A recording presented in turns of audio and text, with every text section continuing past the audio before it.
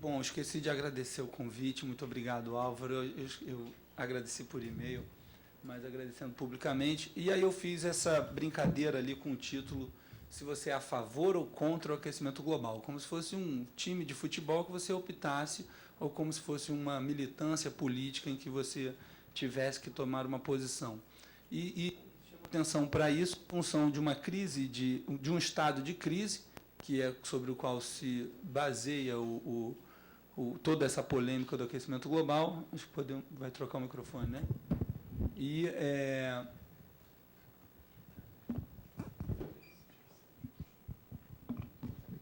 Então, esse título é vinculado ao estado de crise, que foi mencionado aqui pelo professor Rogério Reinsbart, e a crise de pertencimento, que também eu acho que é um outro efeito midiático e subjetivo, de uma dimensão mais subjetiva, que atinge, sobretudo, as gerações mais novas, né? O prateamento da fronte dos meus cabelos já demonstra que eu estou há uns 15 anos aqui na PUC, não parece, mas passaram bem rápido, e a gente viu as gerações modificando ou cada vez mais internalizando esse discurso da mudança climática. Hoje a gente já encontra no primeiro período militantes dessa causa, agressivos dentro de sala de aula, né? Então, é uma cultura cada vez mais presente nas gerações mais novas, e isso é sentido em sala de aula. Então, eu fui à internet, por favor.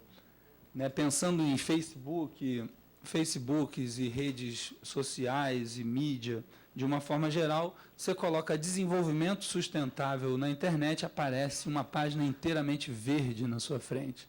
Aí você fala, por que verde se há tantas outras cores na realidade?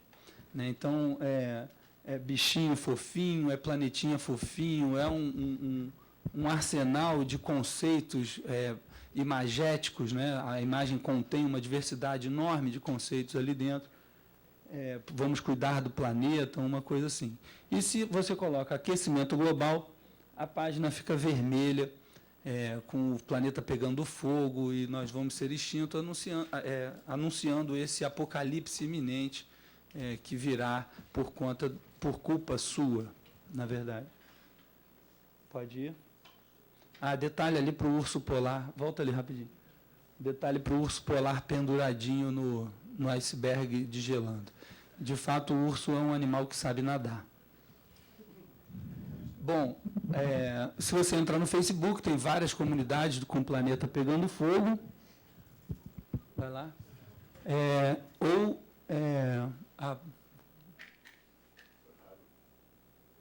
Obrigado.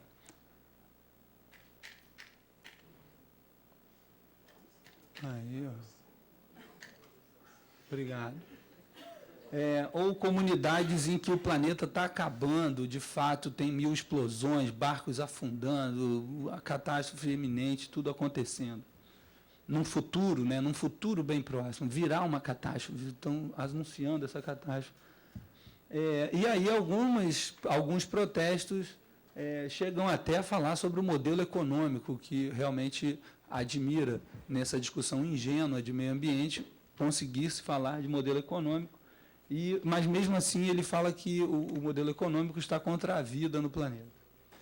E aí, usando novamente a mídia, eu fui ao documentário da NetGeo chamado O Planeta Sem Nós, O Mundo Sem Nós.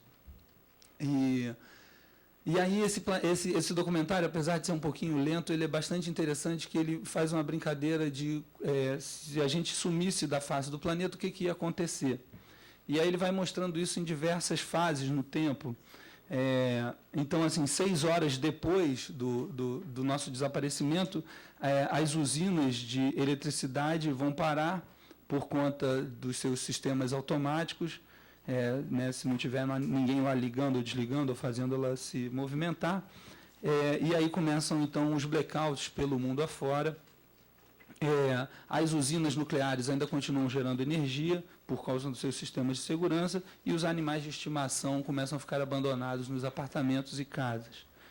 3 dias depois, pode ir aí. 3 dias depois, as máquinas já param, os gases venenosos começam a vazar dos sistemas de de armazenamento de gases que a gente tem em diversos dos nossos equipamentos, hospitais, usinas, tudo. O 1,4 bilhões de cabeças de gado que a gente tem no planeta vão pastar a esmo, sem as rações e sem o alimento todo. Obviamente, elas vão passar a morrer. Em 2 semanas, uma hecatombe nuclear acontece, porque os nossos sistemas de segurança vão entrar em pane e o lixo atômico armazenado vai vazar. Em 10 anos, a natureza retoma o asfalto e começa, então, a ocupar as cidades, né, já que não tem mais a varrição pública, nem nada acontecendo, a gente tem o retorno. 30 anos, os satélites começam a cair. Em 100 anos, o ácido carbônico, como o professor Molhon estava nos explicando, começa, então, a corroer o concreto e atingir o aço, que passa a se expandir 10 vezes o tamanho dele e começa a desabar os prédios. Então, em 100 anos, os nossos grandes prédios começam a desabar e todo o CO2 que foi emitido para a atmosfera na nossa era do petróleo, né, diga-se de passagem, a gente é viciado nessa substância, a gente se veste de petróleo, nossa camisa, nossa roupa não é 100% algodão, mas daqui a 100 anos o plâncton e toda a vida marinha vai absorver CO2 e levar ela para o fundo oceânico, revertendo o efeito estufa. E aí o aquecimento global, se é que ele aconteceu, já está revertido. Em 200 anos, Paris volta a ser o brejo que ele sempre foi, a Torre Eiffel e a Estátua da Liberdade começam a ruir por conta da corrosão do aço. Em 1000 anos, você ainda encontra algum vestígio da Torre Eiffel, e em 25 mil anos a glaciação toma conta de todo o planeta e o querido antropoceno se reduz a uma pequena faixa estratigráfica, certamente de cimentito ou asfaltito, nas grandes aglomerações humanas, como a cidade de Tóquio, cidade do México, alguma delas. Então, daqui a 25 mil anos, o nosso antropoceno desapareceu. As marcas de 10 mil anos no Vale do Paraíba mostram um processo erosivo que acumulou sedimento. Foram 2 mil anos de processo erosivo. A gente está há bem pouco tempo fazendo esses estragos no planeta e o nosso antropoceno se apaga muito facilmente do planeta. Né? O que eu quero dizer com isso é que mudanças climáticas sempre aconteceram no planeta. Eu não sou um especialista de clima, não estudo climatologia, foi um prazer ouvir aqui a palestra do professor Molhon e recordar algumas das minhas aulas com a querida professora Lucy, de quem eu fui aluno aqui, e todo esse movimento de alta pressão, baixa pressão, convergência intertropical, toda essa dinâmica que eu tive a sorte de aprender e recordar, mas de fato não sou especialista e tampouco me arvoro a querer opinar sobre a mudança climática. O que me faz pensar é que 90%, né, como o Murilo colocou, 99% dos cientistas afirmam aquecimento global, enquanto 1%, dentre os quais o Molhon está incluído, não afirmam. E, de fato, no mundo onde eu desconfio da cultura hegemônica, onde eu desconfio da economia hegemônica, eu não sei porque eu também não vou desconfiar da ciência hegemônica. Então, justamente por ser 99% do cientista, falou, opa, peraí, por que a maioria está tão acirrada com isso? Então, se a gente vive num processo de construção com diversas dimensões do nosso espaço, certamente a ciência, a comunicação, a cultura são dimensões também dessa realidade. Então, pegando o trabalho do professor Sugio e de outros autores, como o próprio Brigarella, o próprio Abissaber, eles nos mostram a variação climática desde o Arqueano a 4,6 bilhões de anos, quando o planeta se iniciou, passando pelo Triássico, Cretáceo, até o Holoceno, a coisa de 11 mil, 10 mil anos atrás, quando a gente vivenciou a passagem de um aquecimento global desde a última glaciação até hoje.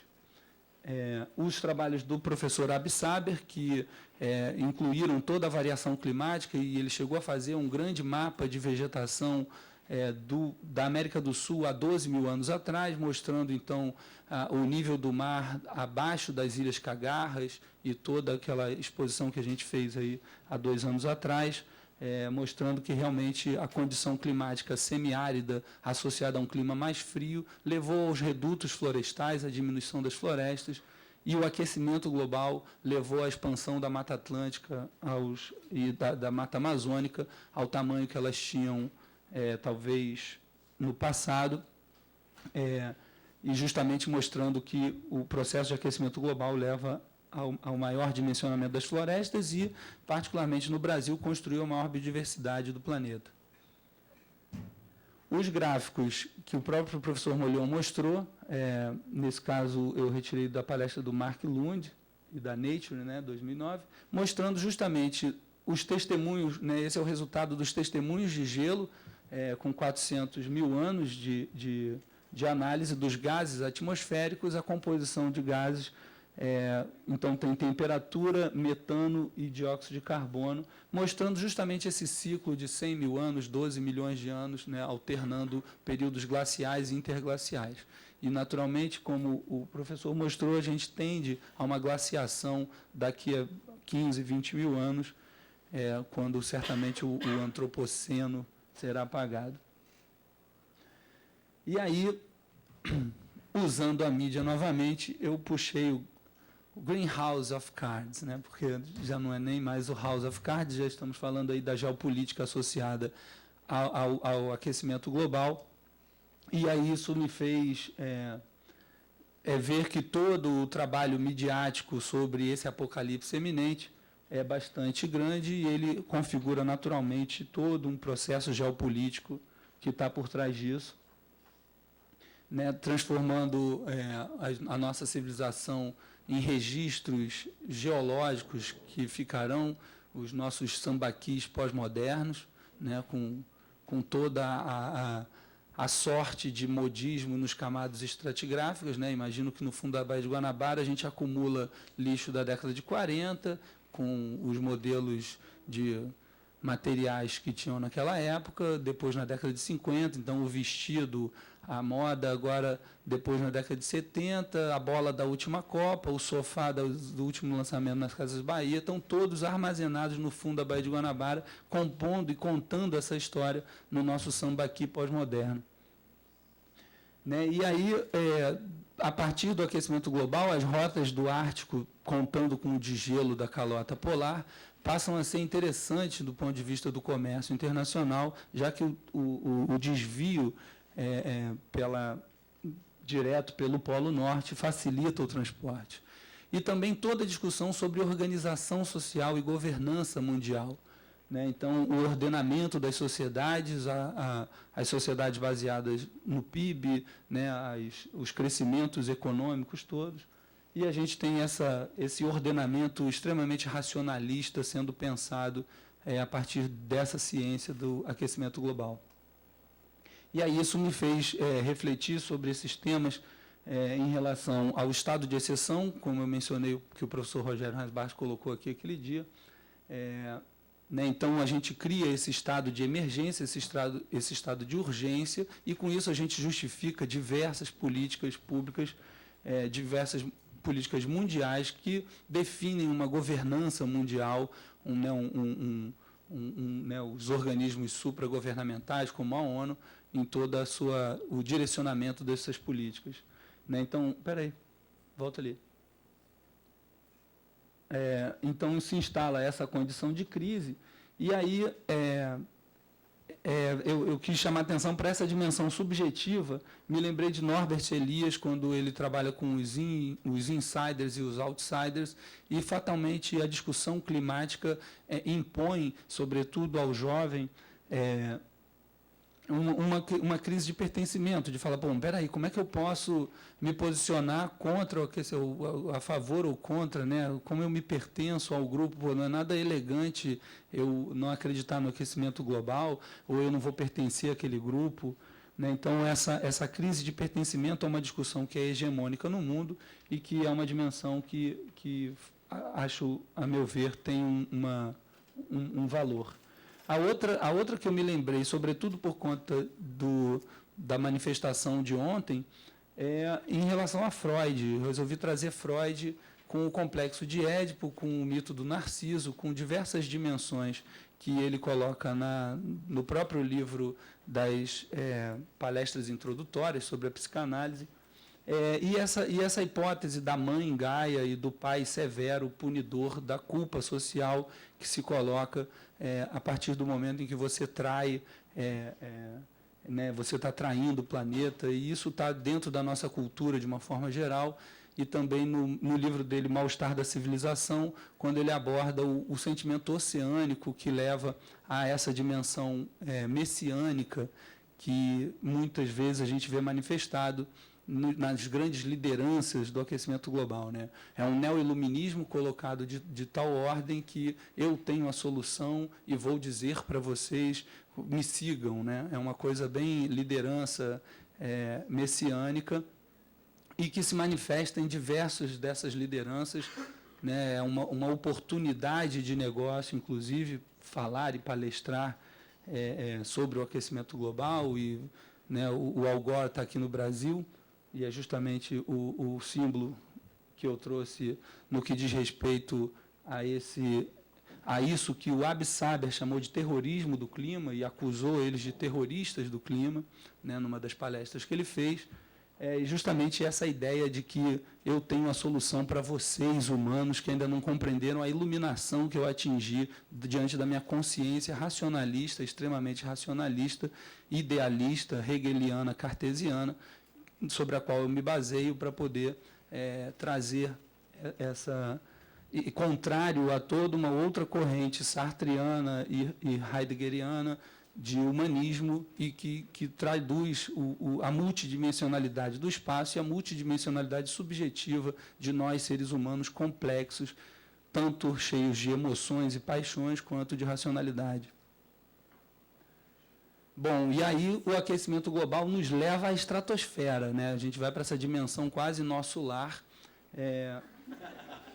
né? E aí o nosso foco de discussão realmente sai do cotidiano para essa dimensão. E aí nossa mãe terra tão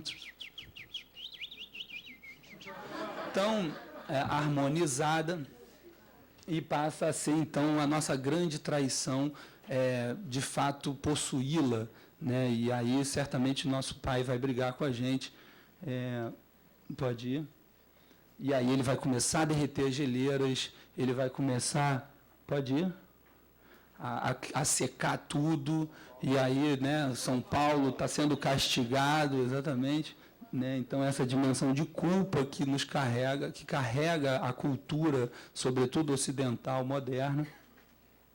E aí as dimensões de futuro, o que será das próximas gerações, que futuro, que cena é essa, onde é que nós vamos parar, essa mulher caucasiana, grávida, esperando trigêmeos, pelo tamanho da barriga. E aí nós certamente salvaremos os bichos fofos, né? Porque o futuro do planeta é só com bicho fofo. Eu costumo dizer, são os fofídeos, né? Então, assim, de fato, se depender do movimento ambientalista, a gente só vai ter bicho fofo.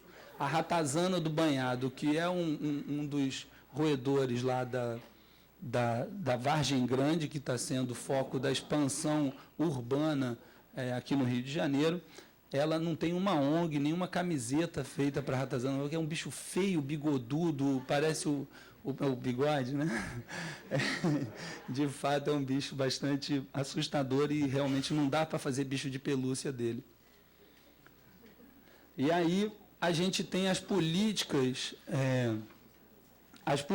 ambientais traduzidas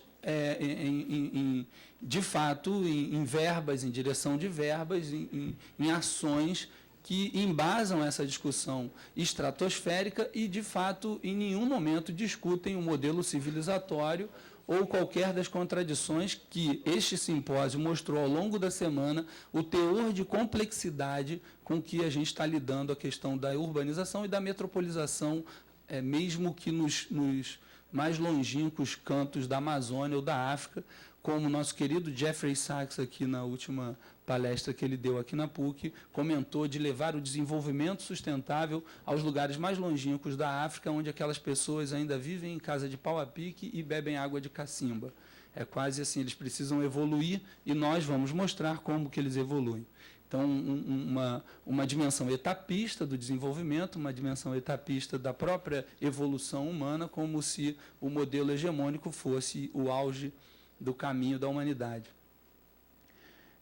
E, a meu ver, essa discussão se mantém muito ingênua, e aí fala de consumo consciente, vai falar de diversas outras políticas, pode ir. Então, no site do WWF, a gente encontra as ações da WWF direcionadas para a Amazônia, Pantanal, Mata Atlântica, Cerrado. Ninguém falou de São Paulo, viu, professora Sandra? Se depender do Panda, você não vai ser salva. São Paulo não está na lista de salvados. Pode ir. Então, as imagens são realmente da devastação, do apocalipse iminente. O Greenpeace, que é outra ONG ativista, obviamente estou aqui trazendo esses ícones porque são eles os nossos grandes atores midiáticos. De fato, eles têm um papel, trabalharam bastante, mas, a meu ver, eles não dão conta da complexidade com que a questão ambiental deve ser tratada e acredito que eles não tratam com a mesma profundidade. Isso por conta da própria apresentação deles no site. Pode ir. Então, o discurso do Greenpeace é que o aquecimento global é o desafio dessa geração, e quanto mais tempo o homem demora para implantar as soluções, pior será o futuro. Mais caro e muito mais difícil será lidar com as mudanças climáticas. É por isso que o Greenpeace trabalha para pressionar governos e empresas a deixarem o carvão e o petróleo de lado e a investirem em fontes renováveis de energias, conservarem suas florestas, repensarem práticas agropecuárias e conservarem seus oceanos. Fica muito bonitinho no papel. De fato, eu queria saber como. Se me disser como que faz para que a gente abandone o carvão e o petróleo, já que a gente vive como foi a professora Sandra, que colocou brilhantemente o espelho da metrópole com os campos de petróleo. Então, realmente, o nosso projeto civilizatório é um projeto urbano, baseado na indústria do petróleo, em grande parte, obviamente, o que nos leva, inclusive, ao maior crescimento das florestas, já que uma proposta urbana pressiona menos as florestas, e, além disso, todo o discurso neomalthusiano que embasa a escassez de alimento leva a todo o modelo agroindustrial que a gente vê expandindo sobre os nossos ecossistemas. Então, as soluções vão gerar o desmatamento, conservar oceanos, incentivar setor de energias renováveis, coisas assim bastante vagas, pode ir. O modelo da CI, Conservation International, que é também outra dessas ONGs grandiosas, muito interessante, são meus amigos, são pessoas que eu conheço, são pessoas com quem eu trabalho, faço questão de trabalhar com eles, inclusive, porque acho que a gente deve levar uma condição crítica dentro dessas grandes políticas. Não estou aqui querendo também fazer nenhuma detonação do trabalho deles, é um trabalho importante, mas a apresentação desse trabalho e a formação de opinião que ele gera é bastante superficial diante da complexidade que nos exige a própria realidade. Pode ir. E aí, contraditório, aos bichos fofos do outro slide, a gente tem, por exemplo, a propaganda do Médicos Sem Fronteiras, que outro dia eu estava assistindo, eu mudei de canal de tão chocante que é também a apropriação que se faz da miséria. Pois é, exatamente. Esse não é nada fofinho, esse é muito mais chocante. Eu ainda... Algumas das imagens eu não coloquei, porque eu falei, nem eu estava afim disso também. Mas a complexidade e o foco das discussões ambientais, a meu ver, está completamente dispersa numa discussão sobre clima ou sobre o que vai acontecer num futuro eminente, enquanto que, a meu ver, o apocalipse já está presente no nosso próprio modelo civilizatório. E aí saiu essa notícia no jornal ontem que a miséria volta a crescer no Brasil, alta em 10 anos, logo depois da eleição. E aí, só para fechar, e reforçando com foco nas nossas condições urbanas, foi até uma coisa que no outro simpósio também eu apresentei, mas é uma coleção de fotos do professor Cláudio Amaral, com quem eu tive a honra de trabalhar, e que tem um trabalho muito sério e muito ativo diante dessas realidades, sobretudo no foco de risco, de deslizamentos em cidades. E aí a sequência, desde 67, como o professor Molion estava mostrando, um dos eventos climáticos marcantes no Rio de Janeiro, Serra das Araras e os bairros aqui da zona norte e da zona sul do Rio de Janeiro, que foi Santa Teresa, Belisário Távora, em Laranjeiras, Rua Cardoso Júnior, o Alagoas Rodrigo de Freitas, 68, Morro da Providência, pode ir que é uma sequência dessas fotos, Pavão e Pavãozinho, 83, Dona Marta, em 88. Gosto de lembrar que, por conta desse evento climático de 88, a dinâmica do relevo me chamou muita atenção e eu resolvi vir numa palestra na PUC, presidida pelo professor João Rua e ministrada pelo professor Carlos Walter e pelo professor Gil Cavalcante, quando eu tomei a decisão de fazer geografia, viu, João? Você tem culpa nisso. Eu não sei se é bom ou se é ruim, né? Mas, de fato, eu estava lá. E mais do que isso, na verdade, o que a gente tem pode ir a uma sequência. 96, Rio de Janeiro. A Niemeyer, que também é um outro lugar que teve vítimas fatais. Capuri, no São Conrado,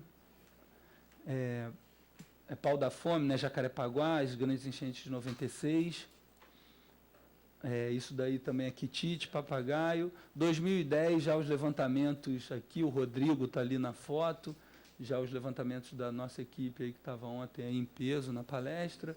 O deslizamento do Rebouças, que eu gosto de mostrar. Como disse, eu estava com o Álvaro indo para um concurso, uma banca de concurso em Caxias, a gente chegou lá 2 dias depois, né? E, não por acaso, esse deslizamento aconteceu num dia seco. Nessa foto aí, que é quarta-feira, o tempo está chuvoso, mas na terça-feira antes, o material já tinha deslizado por conta de um vazamento do cano da SEDAI, da comunidade Serra Corá, que inundava aquela encosta já há um mês, e aí o material colapsou, né? O que torna muito mais complexa a dimensão de risco do que simplesmente o desmatamento e as encostas. E todo o processo de ocupação ausente de planejamento pode ir, né? A formação, né?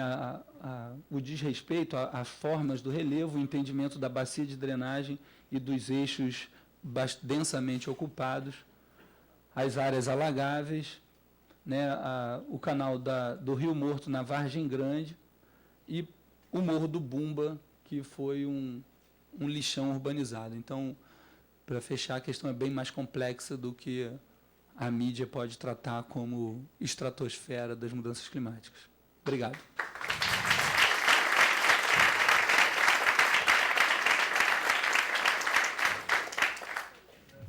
27 minutos. Abrir para a pergunta, primeiro.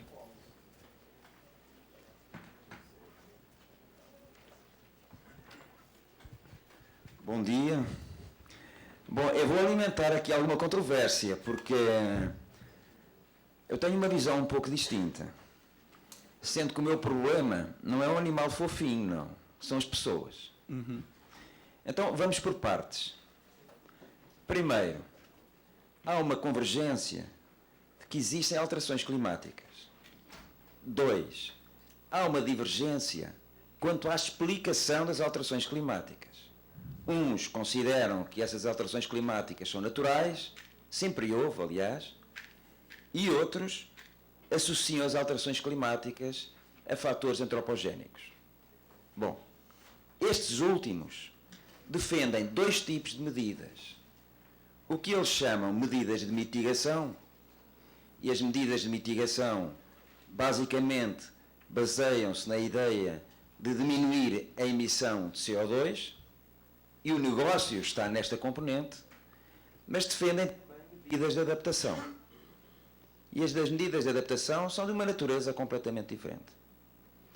Ora, tanto aqueles que dão uma explicação natural às alterações climáticas, como aqueles que explicam as alterações climáticas com base em fatores antropogénicos, estão de acordo, eu ontem comentava à noite com o professor Luís Carlos, estão de acordo com duas coisas. Há cada vez mais eventos extremos e o efeito da onda de calor urbana é um facto. Bom, então a questão é a exposição e a vulnerabilidade social dos grupos mais fracos a esta questão. E o que eu receio é que um discurso demasiado genérico contra o discurso do aquecimento oculte esta questão. Nós estamos trabalhando em Portugal bastante sobre esta nova componente. Ela não é nova, mas tem hoje uma visibilidade maior da exposição e da vulnerabilidade dos grupos a este tipo de riscos, aos extremos, aos eventos extremos e às ondas de calor. Um exemplo, na última onda de calor urbana em Lisboa, houve uma sobremortalidade. De quem? Pessoas do género feminino, idosas e pobres. Claro, é a discussão de ontem.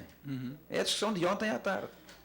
Bom, então, o meu ponto é que nós não podemos, com a crítica à visão hegemónica das alterações climáticas, esquecer esta componente, que é uma componente real e que não pode ser limitada a uma questão de assistencialismo. É o direito à cidade. Nós não estamos numa visão assistencialista porque o pobre está mal localizado, está localizado em cima da linha d'água, é mais afetado, coitado, e portanto tem que fazer alguma coisa. Não, não é uma visão assistencialista. É uma questão do direito à cidade. E portanto, desse ponto de vista, eu acho que esta visão não nos pode fazer esquecer que há uma responsabilidade social, do ponto de vista da academia, de olhar para estas questões, de lhe dar centralidade, de trabalhar com as pessoas, sabendo que os eventos extremos e a onda de calor é um facto aceito por todos, embora explicado de forma diferenciada pelas duas linhas. Então, este era o meu ponto, porque há uma frase muito conhecida que diz: todo o processo de conhecimento é simultaneamente um processo de desconhecimento. E se nós produzimos num determinado sentido, corremos o risco de ocultar outras dimensões. E era isso que eu gostaria que nós evitássemos, porque creio que isso é uma responsabilidade nossa enquanto académicos. Perfeito. Mas era... Mais alguma pergunta, gente?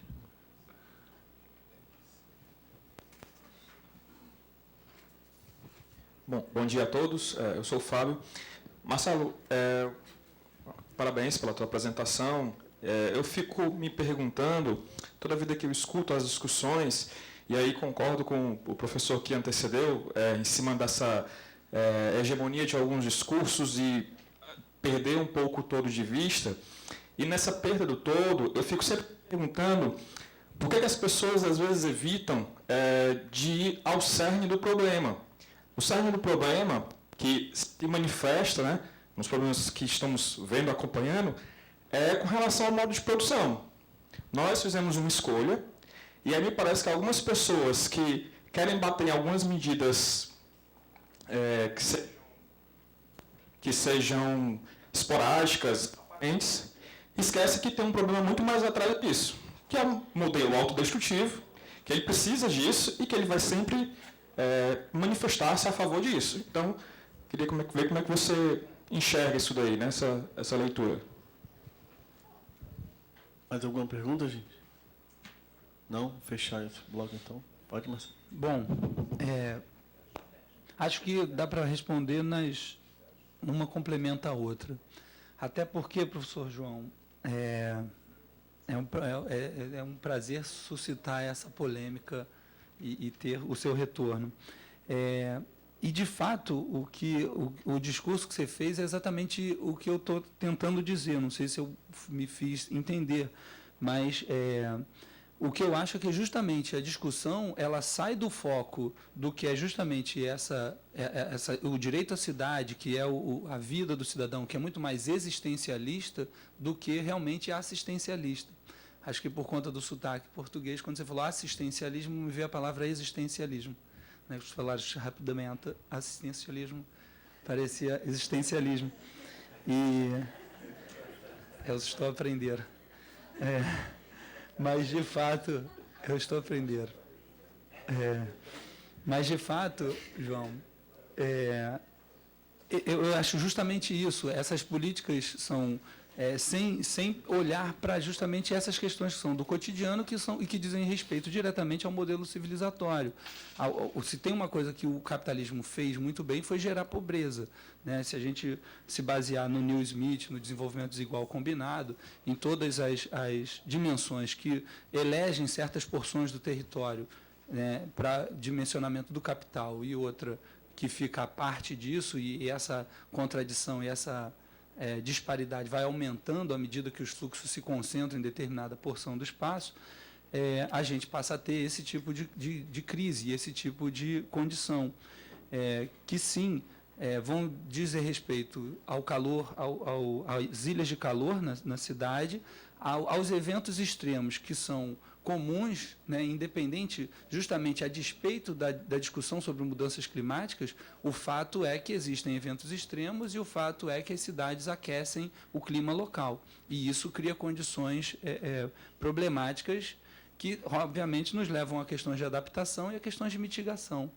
A minha pergunta, justamente, é se o Greenpeace, o WWF, ou todo o movimento ambientalista, e particularmente no Brasil, é um movimento ambientalista muito ingênuo, que está discutindo questões de biodiversidade, questões do movimento verde, que desde a década de 70 né, começa no Brasil, em 80 se manifesta um tanto mais na formação da primeira Secretaria Especial de Meio Ambiente, né, antes de se tornar um Ministério do Meio Ambiente, e depois na ECO 92, na Rio 92, a gente tem ali um grande boom nos anos 90 de um movimento ambientalista que geralmente é um movimento alternativo e reativo ao modelo de desenvolvimento. Então, é sempre o pessoal que está atacando pedra e dizendo que então a gente tem que preservar as florestas, e aí vira um movimento preservacionismo que congela grandes porções de áreas florestais no decreto de diversas unidades de conservação fechadas e não unidades de conservação de uso sustentável que permitem o manejo, são unidades de conservação preservacionistas. E com o tempo, ao passar da década de 80, 90, 2000, a gente vê esse discurso sendo apropriado por vários outros atores e agentes do nosso sistema econômico e cultural,